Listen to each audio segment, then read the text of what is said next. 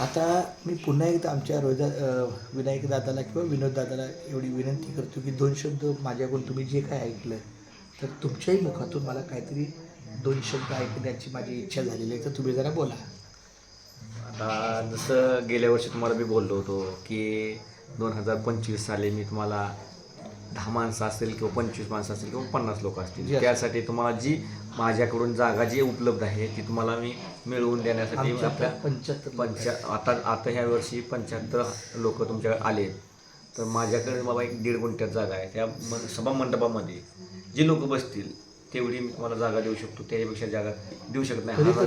आणि तरी पण मी आमच्या चुलत भावानं तो जागा गाळा आणि उघडला. नंतर आमचे एक मित्र म्हणून आहे नितीन बनसोडे, त्यांनी हे गाळा उघडून त्यांनी आमच्या समाजाला सहकार्य केलं खूप वारकऱ्यांसाठी. आणि आपल्या साईडला इकडं शौचालय आहे, पाणी सोय आहे, टाकाटक झालेले आहे.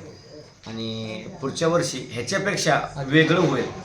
नाही, जे झालं ते चांगलं असं असलं तरी चालेल, पण माझा प्रामाणिक प्रयत्न आहे की तुम्हाला तुमच्या कार्याला यश येऊ. जो काही तुमचा संकेत आहे, जो काही तुमचा संकल्प आहे तो सिद्धीस व्हावा. तुमची तळमळ चांगली आहे. तुका म्हणे सत्य कर्मा व्हावे सहाय्य, कातरी या भय नरकाचा. जो चांगल्या कार्यात भयची दिशा देतो तो कधीच चांगल्या मार्गात पुढे जात नाही, तो नरकाच्या मार्गात जातो. तुका म्हणे सत्य, तुकाराम मला सांगतात जिथं सत्य आहे तिथं भगवंत आहे. त्यामुळे तुमचा हेतू चांगला आहे, तुमचा मानस चांगला आहे, तुमची कृती चांगली आहे, तुमचं दृष्टिकोन चांगला आहे, तुमच्या हातून चांगलंच कार्य घडलं आहे हे माऊलीच्या चरणी प्रार्थना आहे. मला वाटतं ह्या विनोददादाला आशीर्वाद देताना मी एकच बोलेल, ऐसा चाहू राजमय जहाँ मिले सबन को अन्न, ऐसा चाहू राजमय जहाँ मिले सबन को अन्न, छोट बड़ों में सब सब बसे रोहिदास रहे प्रसन्न.